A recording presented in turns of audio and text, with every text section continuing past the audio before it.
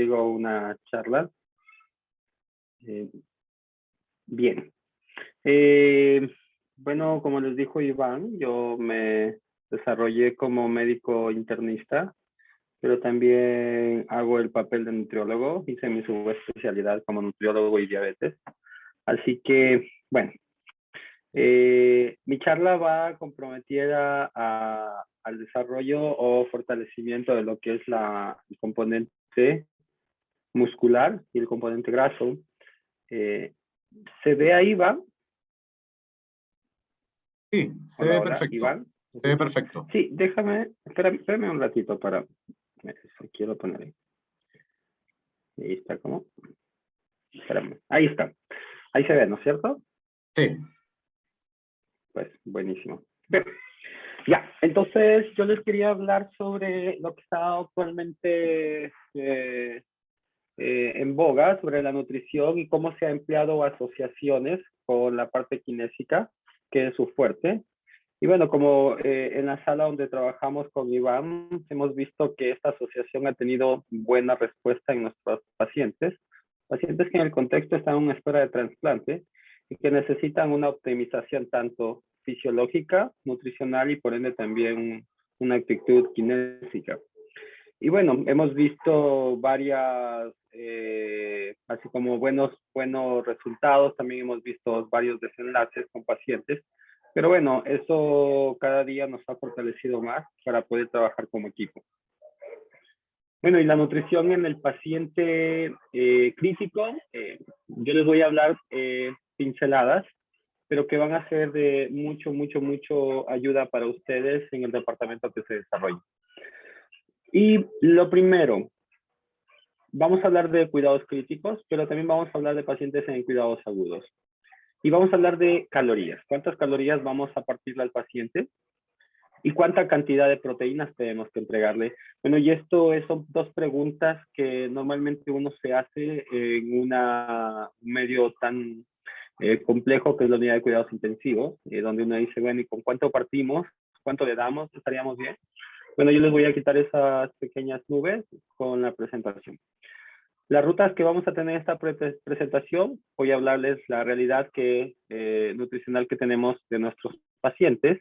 Voy a hablar de evaluación nutricional, la planificación nutricional, los requerimientos energéticos que hoy en día nos están compartiendo la ASPEN y la ESPEN, los requerimientos proteicos igual, y voy a terminar la charla con un caso clínico.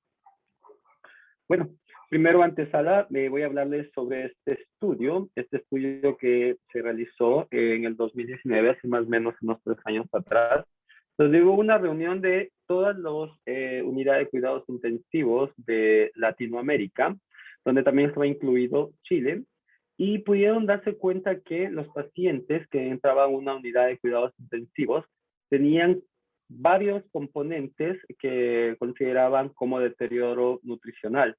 En este contexto se unieron tanto los criterios de la AN y la ASPEN por la malnutrición. Aquí determinaron que en este estudio que el aporte calórico de la mayoría de los pacientes era disminuido, que contexto pedía una pérdida de peso que iba con el contexto componente muscular, también asociado a una pérdida del tejido subcutáneo, y por ende con este resultado teníamos un edema localizado y o generalizado, y lo que consistía en una disminución de la fuerza muscular, que hoy en día se mide a través del Hawk-Briggs. Bueno, en este estudio se pudo ver que eran 5.606 pacientes, donde pudieron demostrar que la mayor cantidad de pacientes que se encontraban en la estadía de UCI tenían complicaciones dentro de los 5 primeros días y su estancia hospitalaria era aumentada. Pudieron demostrar que la mayoría de los pacientes que se presentaban con un deterioro nutricional, días iniciales, presentaban más estadías a nivel hospitalario. En ese mismo estudio se hizo un odds ratio donde para determinar la mortalidad hospitalaria vieron cómo los pacientes que entraban malnutridos inicialmente y durante la hospitalización, los 10 primeros días eran los primordiales para determinar si es que estos pacientes tenían o no una tasa de mortalidad alta. Y como vemos, significativamente tuvo este proceso.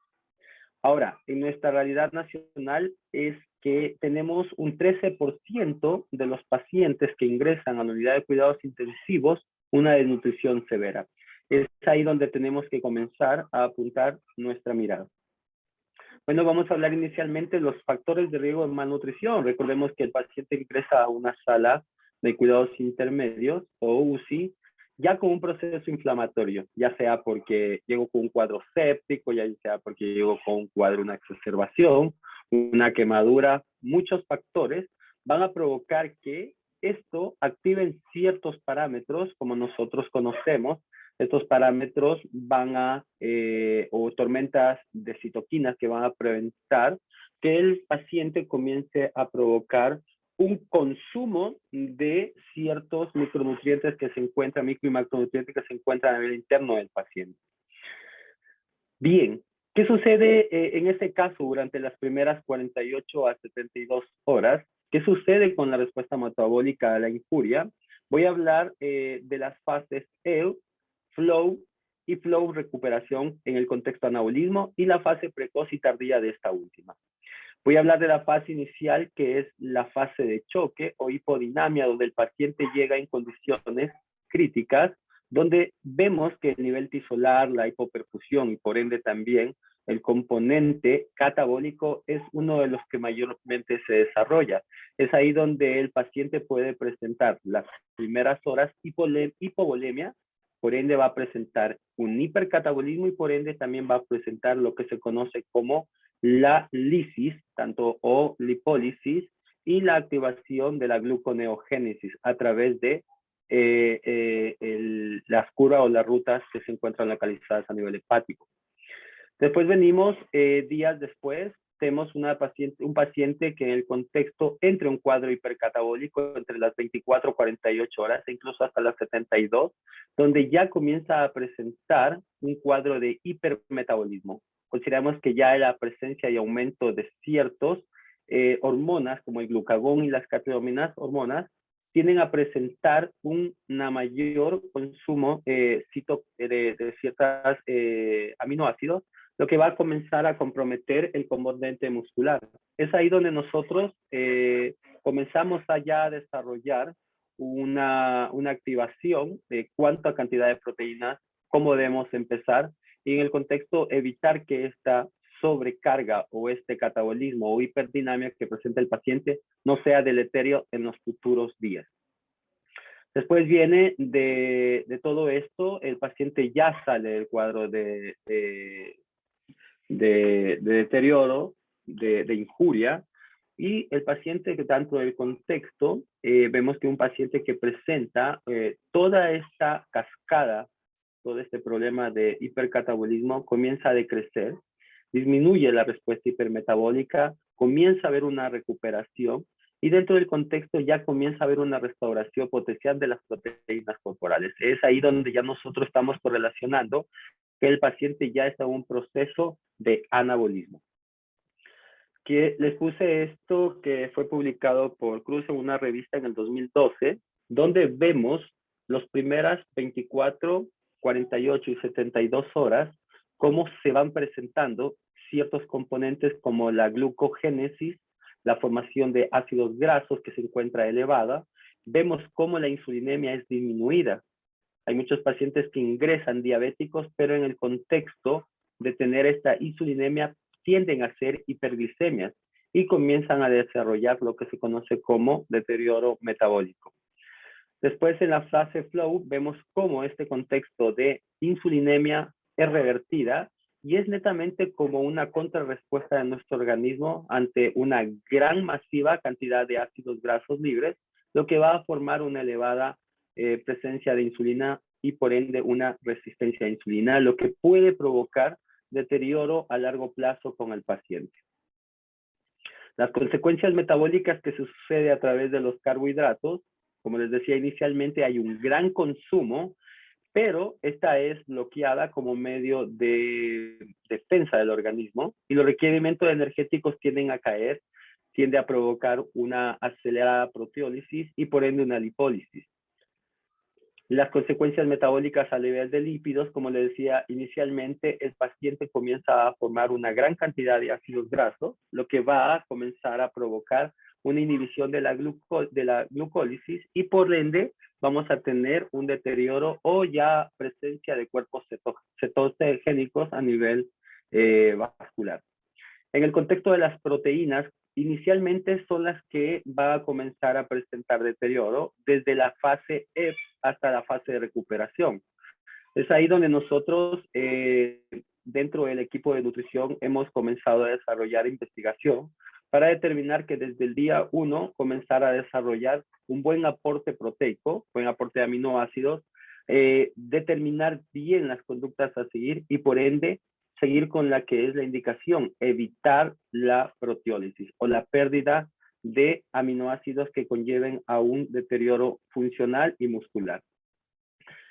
Esto fue publicado en el 2020 cuando estábamos en el contexto del COVID. Aquí claramente donde vemos que hay un desbalance entre la homeostasis y dentro del contexto el paciente crítico, vemos cómo la activación de ciertas interleuquinas hacen provocar que este proceso deteriore más la conducta del paciente, lo que va a provocar un hipercatabolismo y es ahí donde nosotros tenemos que comenzar a desarrollar un soporte nutricional, una terapia nutricional para poder llegar nuevamente a tener un balance establecido y poder evitar este hipercatabolismo.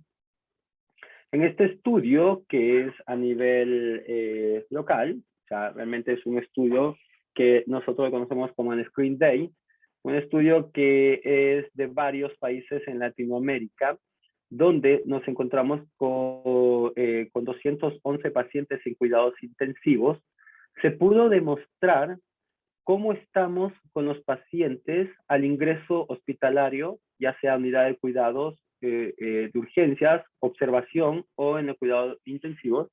Vemos cómo la mayoría en este estudio pudieron demostrar que la mayoría llegan en condiciones hipercatabólicas, muy mal dentro del contexto funcional, muy mal dentro del contexto metabólico, y como vimos en los últimos 2 años, pacientes que tenían un descenso brusco de su alimentación, ya comenzaban 3 a 4 días antes a presentar un hipercatabolismo que fue desarrollado por esta injuria y por este aumento de parámetros inflamatorios a nivel general.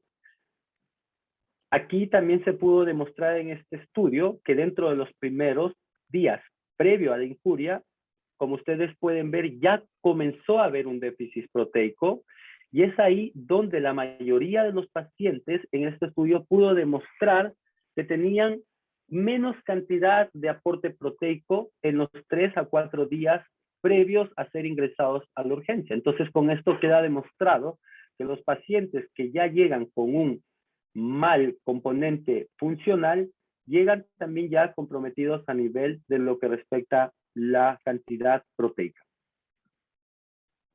Bueno, pero ¿qué pasa con este? ¿Qué paciente crítico llega a la UCI?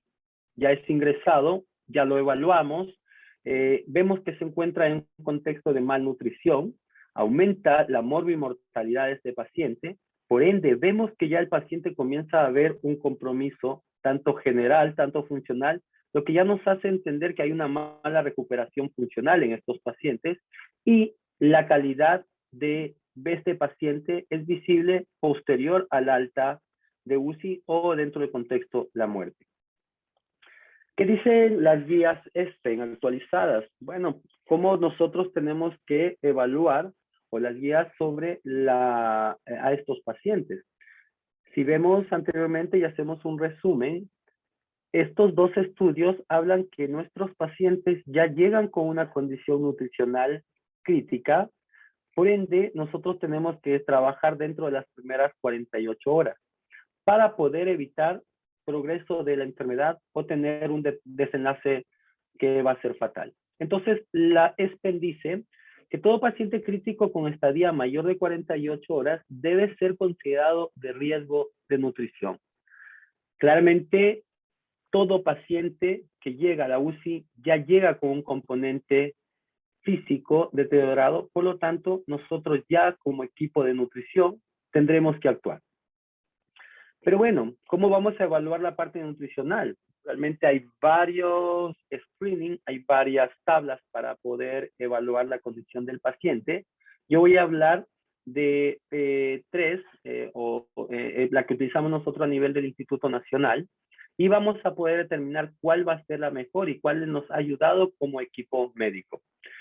En esta segunda recomendación, la ESPEN dice que una evaluación general debería ser realizada en los pacientes para detectar malnutrición. Como le decía inicialmente, tenemos que buscar con la que más nos acomodemos, la que mejor sea transmisible a nivel horizontal, donde la mayoría de médicos nutricionistas tengan la capacidad de poder desarrollarla y poder captar rápido en qué condición nutricional está el paciente. Bueno, y aquí yo les voy a poner las que se utilizan. Tenemos la Nutri-Score, que es una escala que no la voy a hablar porque tiene muchos componentes que son más de pacientes críticos, Apache, interleuquinas, que realmente no la utilizamos. El NRS 2002, los nuevos criterios GLIN, que en el contexto han tenido, todavía siguen en estudios, pero ha ayudado a nivel del Departamento de Nutrición de nuestro instituto a tener una buena respuesta. También los criterios MUS, que son netamente criterios para pacientes que en el contexto están con riesgos como quemados o gran quemados. Voy a hablarles del NRS 2002. Esta es una herramienta de cribado de riesgo nutricional creado por la ESPE en el 2002. Y este considera una evaluación nutricional presente. También nos habla de la gravedad de la enfermedad y que todo paciente mayor de 70 años tiene un factor de riesgo adicional. Esto se aplica al ingreso hospitalario, ya sea en UCI, en intermedios o en cuidados agudos, y por lo cual es muy fácil de llenar, ¿vale? Lo que va a categorizar es la necesidad de soporte nutricional y lo que necesitamos iniciar desde el día 1 en el paciente. Bueno, esta es una tabla donde vamos a evaluar al paciente. Ahí vemos 4 puntos, pero la mayoría de nuestros pacientes está aquí. El paciente está gravemente enfermo. Entonces, con un punto de estos, nos hace pasar a la siguiente tabla, donde vamos a ver el estado nutricional del paciente y donde también vamos a sumar puntos. Ahí vamos viendo que la mayoría de los pacientes que entran a unidad de cuidados intermedios UCI o de nuestro instituto llegan a tener un cuadro de desnutrición, ya sea moderado o dentro del contexto grave. Es ahí donde nosotros vemos también la severidad de la enfermedad y aquí, vuelvo a repetir, nuestros pacientes, la mayoría están críticos, la mayoría está en cuidados intensivos y la mayoría se encuentra en estados hipercatabólicos. Entonces, uno determina la edad en el contexto mayor de 70 años, uno le suma en punto.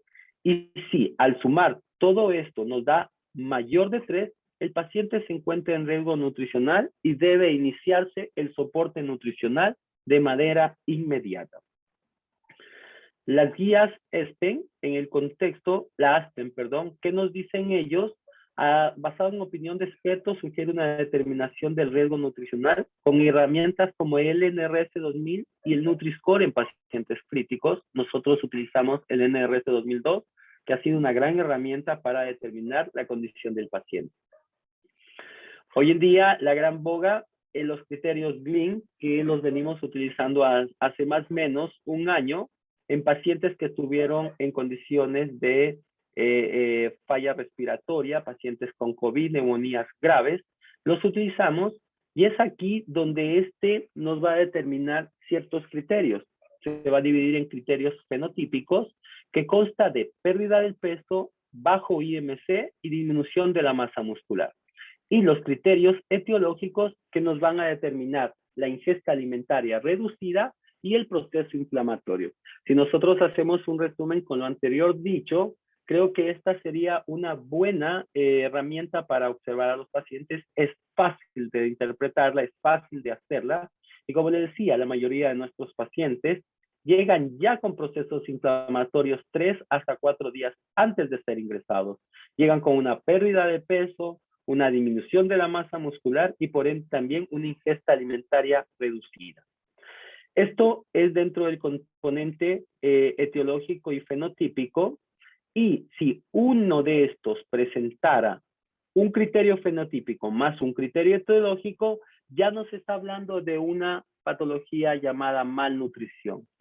Voy a hablar de la palabra malnutrición porque ahora es considerada como una mejor evaluación para el paciente, ya que hay malnutrición por exceso o malnutrición por déficit. Recordando que tenemos pacientes que se consideran pacientes malnutridos por exceso cuando tienen IMC por encima de 30, pero un componente muscular disminuido. Mientras que los pacientes que se encuentran por déficit, ya ellos por ende tienen un componente muscular reducido. Entonces lo que hicieron ellos en esto, agregaron la masa muscular. Entonces dijeron, bueno, vamos a determinar ya como criterio que los pacientes no se encuentran desnutridos, se encuentran malnutridos, es el nuevo vocablo que tenemos que hablar en nuestros servicios intermedios o servicios de cuidados intensivos, donde vamos a determinar malnutrición, ya sea por exceso o déficit, con un componente funcional y muscular reducido o normal. Bien, hay nuevas formas de poder medirlas. Más adelante les voy a explicar qué hacemos en el instituto. Pero cuando hemos visto que los pacientes presentan un deterioro de lo que es el componente muscular, ha determinado la presencia de sarcopenia, un término que hoy en día, o se utilizaba días atrás, solamente en las personas mayores de 65 años. Esto se ha traslapado en la actualidad a partir de los 20 años y bajo consideraciones clínicas ha tenido repercusión en los últimos años sobre cierta cantidad de pacientes. Sin embargo, aquí yo les voy a hablar de los pacientes que se encuentran en espera de trasplante o en el contexto que tienen compromiso pulmonar o cardíaco. Vemos cómo en este estudio el evaluar el objetivo fue la sarcopenia y la supervivencia del paciente trasplantado. Fue un estudio donde se realizó la evaluación de la masa muscular a través de una tomografía computarizada a nivel de L3. Y aquí los resultados determinaron que el 35% de los pacientes presentaba supervivencia reducida dentro de los 2 primeros años, versus los pacientes que tenían un componente muscular adecuado. ¿Qué pasaba en estos pacientes? También era posterior al haber sido dado de alta. ¿Qué sucedía con ellos cuando ingresaban con un deterioro muscular? Vemos cómo su falla a nivel de lo que es el rechazo, tanto ya sea pulmonar, bronquitis obliterante, o su función respiratoria comenzaban a determinar. Otro punto más para que tengamos claro que la mayoría de los pacientes tienen que ser vistos desde el día 1 por el equipo de nutrición para evitar traspolar o evitar estos problemas hacia un futuro. Hoy en día tenemos una nueva herramienta la cual utilizamos a nivel del Instituto Nacional, en el cual dentro de nuestra experiencia ha tenido un gran coeficiente de correlación con lo que es el escáner. Hicimos un estudio donde pudimos hacer esta asociación entre la circunferencia de pantorrilla corregida por IMC junto a un escáner y nos pudimos determinar que su significancia era buena, que tenía una buen puntaje. Por lo tanto, hoy en día es como algo que nos puede ayudar a determinar el componente muscular o ya estar comenzando a desarrollar el término presarcopenia. En este estudio, que es un estudio en una corte grande en Estados Unidos, donde los puntos de corte que fueron determinados, tanto para hombres como para mujeres, fueron una gran acotación en los estudios que actualmente estamos realizando en el Instituto Nacional. Bueno, vamos a hablar de todo esto. Yo lo que quiero primero es comenzar a hacer un resumen. Ya llevamos hasta ahora que la evaluación nutricional del paciente tiene que ser realizada desde el día 1, determinando que el paciente ya 3 días antes de su ingreso viene comprometido funcionalmente y físicamente va a ir deteriorado. ¿Qué sucede en esto? Volviendo a hacer un pequeño resumen, la activación de la gluconeogénesis, la glucogenólisis, hace que sea el problema inicial. Si ya nosotros dentro de los 3 primeros días de haber llegado a la UCI, nosotros hacemos una buena anamnesis, el paciente ya viene en sus 72 horas de crítico, donde ya comienza a haber activación de ciertos parámetros y por ende ya entramos en déficit funcional del paciente. Por ende, es muy importante ver al paciente desde el día 1 como equipo de intensivo en la parte nutricional. En esta pequeña gráfica que fue publicada en el Nutritional Clinical en el 2017, como ustedes pueden ver en el eje Y tenemos la cantidad de energía que necesita el paciente y en el eje X vemos los días del paciente. Bueno, y aquí en este estudio pudieron hacer la activación de la calorimetría, un método para poder cuantificar el gasto metabólico o los requerimientos energéticos totales de cada paciente. Como les digo, dentro de los 3 primeros días, vemos cómo el paciente de forma propia, autónoma, el paciente comienza a provocar lo que conocemos como autofagia o como proceso de resguardo para evitar un hipercatabolismo severo. Vemos cómo la línea azul, que es medido a través de calorimetría, el gasto energético total, pero en la línea roja vemos la producción endógena del individuo para poder contrarrestar el hipercatabolismo y ya en el día 3 esto comienza a haber un descenso. Entonces, quiere decir que nosotros dentro de los 3 primeros días, el paciente tiene su propia reserva, viene adecuadamente, pero a partir del 3er día vemos cómo se separan y es ahí donde nosotros tenemos que comenzar ya a activar la suplementación con el soporte nutricional. ¿Qué nos dicen las guías ESPEN? Todo paciente ventilado del gasto energético debe ser determinado por calorimetría indirecta. Este es un consenso fuerte, pero realmente nosotros no tenemos calorímetro, por lo tanto es difícil cuantificar los requerimientos de cada paciente y es ahí donde hay varias fórmulas que voy a hablar más adelante. También dice que adecuaciones predictivas son utilizadas para una dieta hipocalórica, menos del 70% de requerimientos calóricos, debería ser preferida durante la primera semana de estadía. Bueno, en resumen, esto habla que nosotros como equipo, ya sea médico o nutricional, tenemos que tener claro que los 3 primeros días de ingresado al servicio urgente de UCI, tenemos que captar al paciente y determinar por lo menos si tenemos una calorimetría o tenemos ecuaciones predictivas, dar por lo menos el 70 o el 75% de los requerimientos. Más adelante en un caso clínico les voy a demostrar cómo tendremos que activar. Bueno, pero las guías de ESPEN dicen con cuánto partimos si vamos a hacer y no tenemos calorimetría. Pues vamos a partir con 20 a 25 kilocalorías por kilogramo día. Dentro del contexto ustedes verán, ¿esto es igual en obesos o en delgados? Bueno, realmente las guías clínicas de la ESPEN nos determinan como un factor inicial. ¿Qué dice la ASPEN? Bueno, la ASPEN es un poquito más aumentada y ellos dicen, no, partamos con 25 a 30 kilocalorías. Menos no. Por lo tanto, estaríamos dentro de los rangos. Es aquí donde yo les vuelvo a hacer un resumen en esta tablita. Aquí en este estudio se realizó y se pudo demostrar que los pacientes que durante los 3 primeros días tenían la cantidad de por lo menos el 70% de sus requerimientos, vemos cómo tenían una progresión y una buena respuesta al transcurrir de su instancia hospitalaria.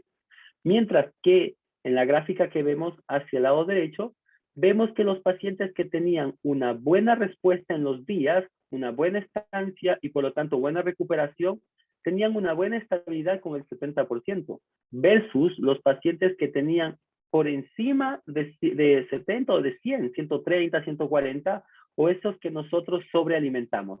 Pero también se pudo ver que los pacientes que no cumplían con los criterios de llegar al 70 o un poquito más, tenían un deterioro en los días de hospitalización. Bueno, vamos a hablar ahora de las proteínas, que es nuestro pilar fundamental en esta charla.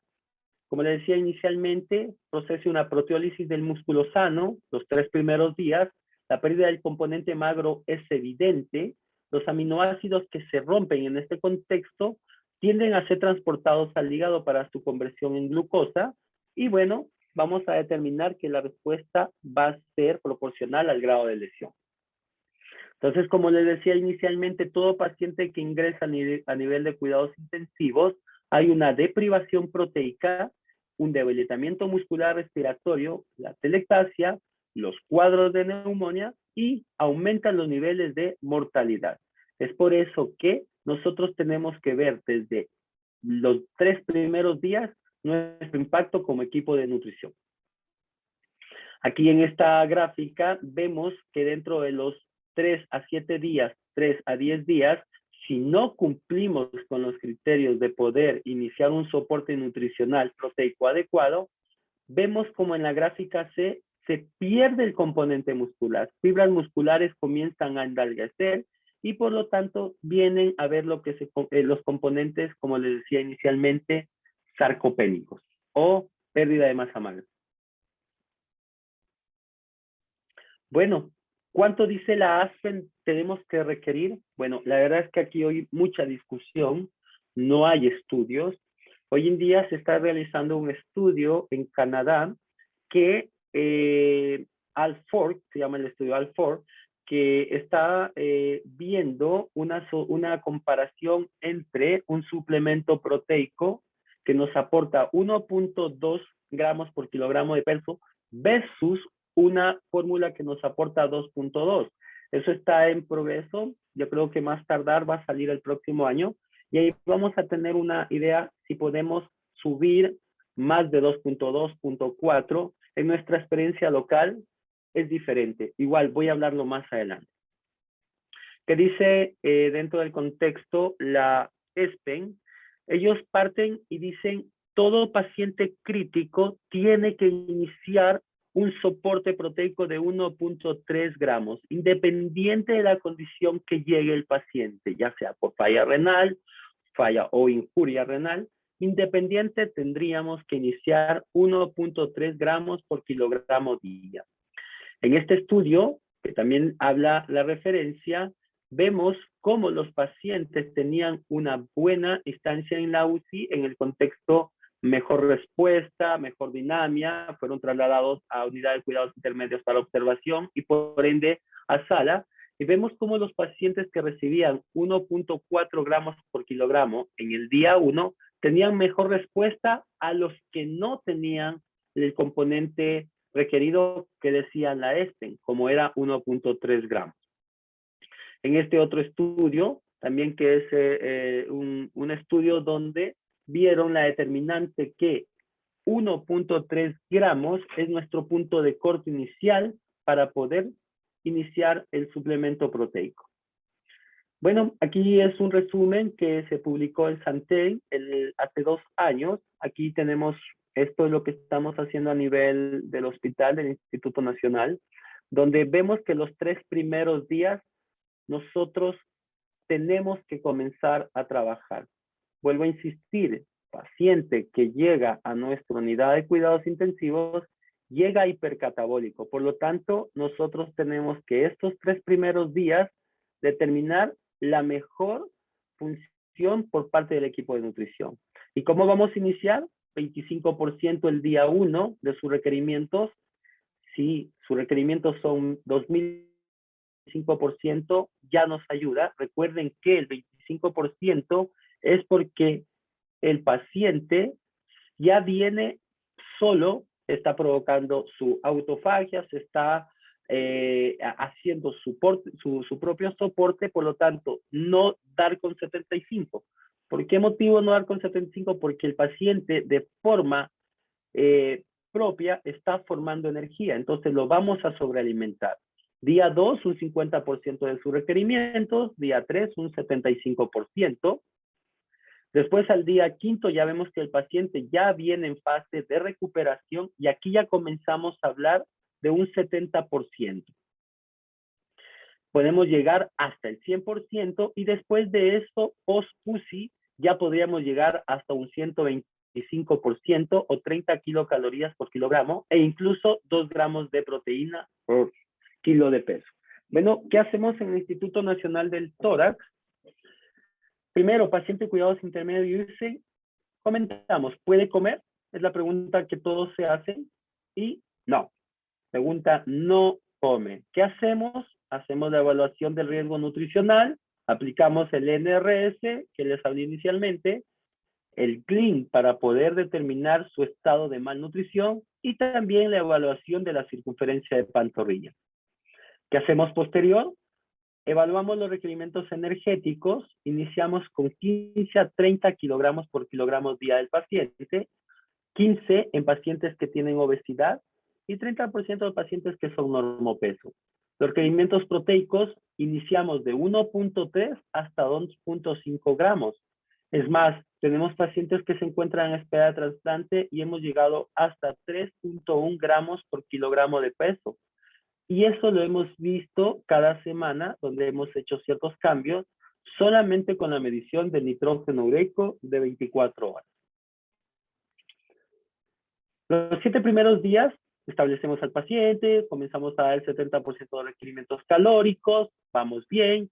Si el paciente no cumple el 70% de los requerimientos, nosotros comenzamos a pensar ya en el suplemento que puede ser nutrición enteral a través de una sonda gastroentérica o parenteral.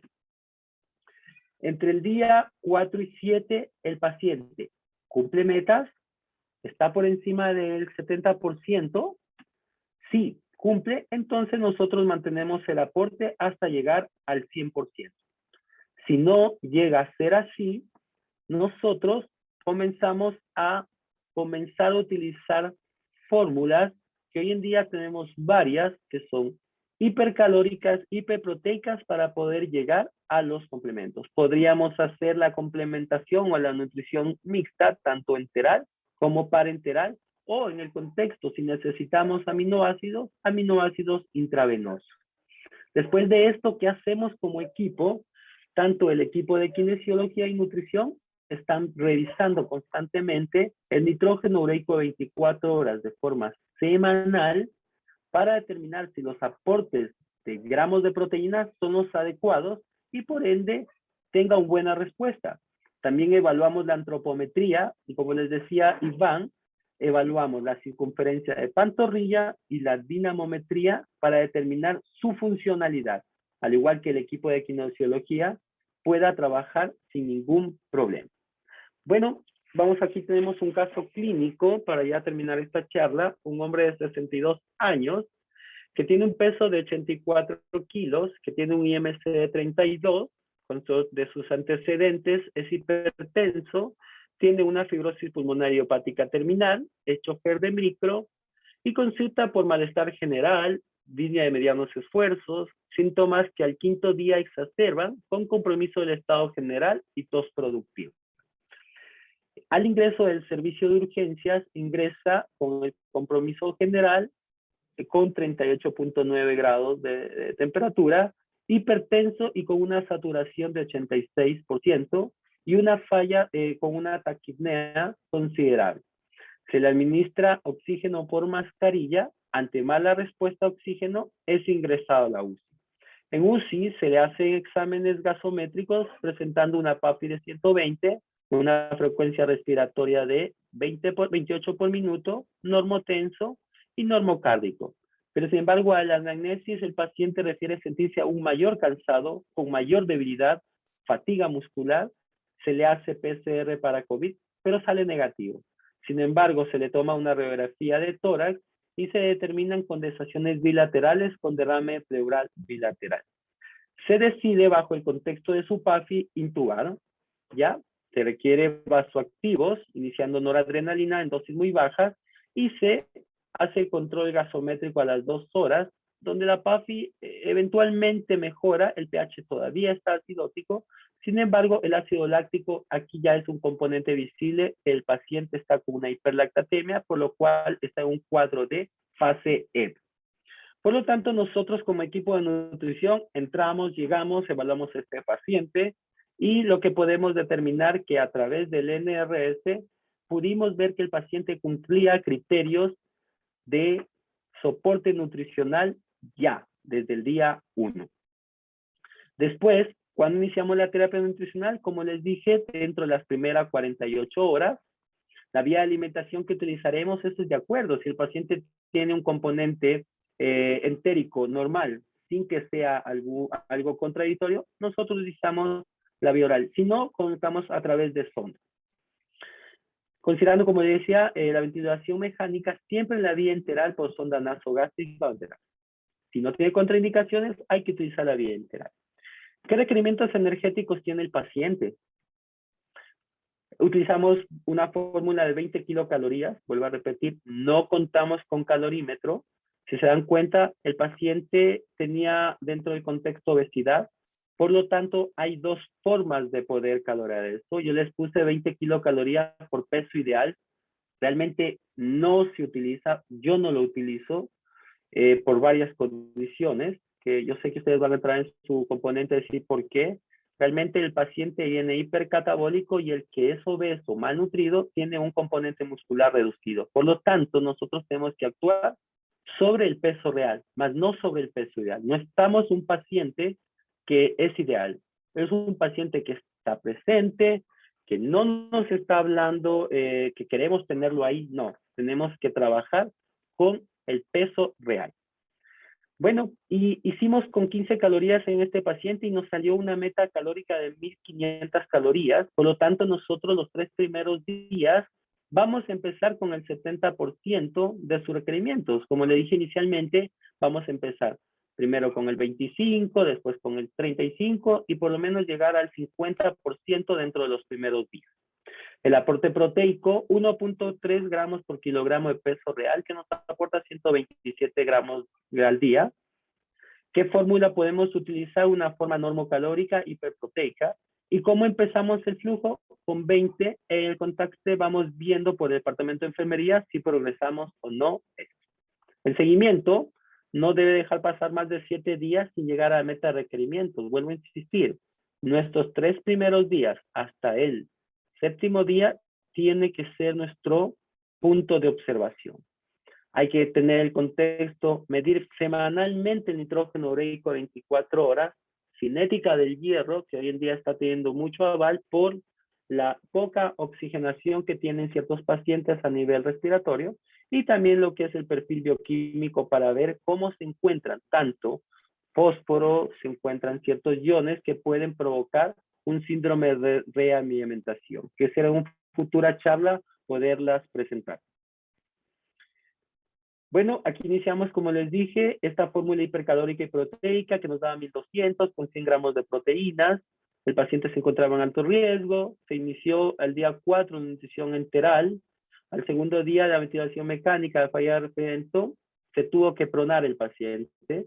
Y dirán algunos, ok, suspendemos. En nuestra instancia, hace 1 año, 2 años, la duda era que los médicos pronaban al paciente y suspendían la nutrición, ¿ya? No la aumentaban, decían, no, párala porque vamos a tener eventos no deseados, y bueno, todos paraban las alimentaciones y nutrición parenteral, y todos con nutrición parenteral, aumentando los riesgos de sepsis por catéter. Sin embargo, esto no es una contraindicación, podríamos ponerle antitrendelenburg, después se conversó y se pudo llegar que los antitrendelenburg mantener la nutrición enteral por lo menos 30 ml hora, no había por qué detenerla. Bueno, y dentro del contexto, otro componente más, no medir residuos. Por favor, no se miden residuos. Ya eso ya es antiguo, ya no se miden residuos.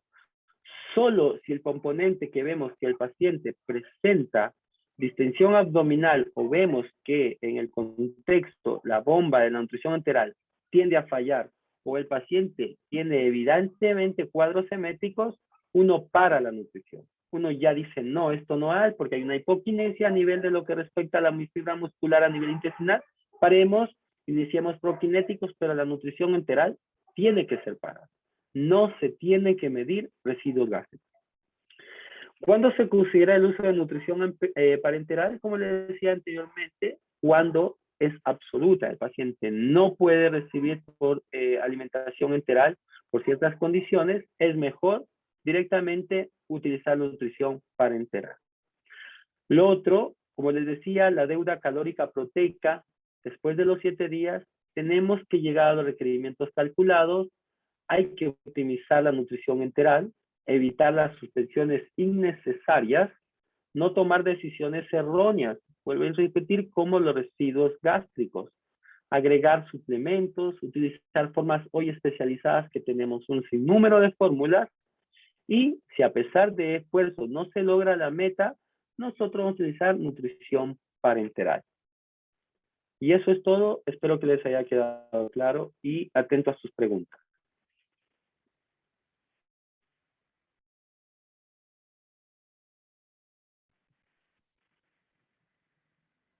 Muchas gracias, Cristian, por tu excelente presentación. No sé si es que hay alguna pregunta para Cristian.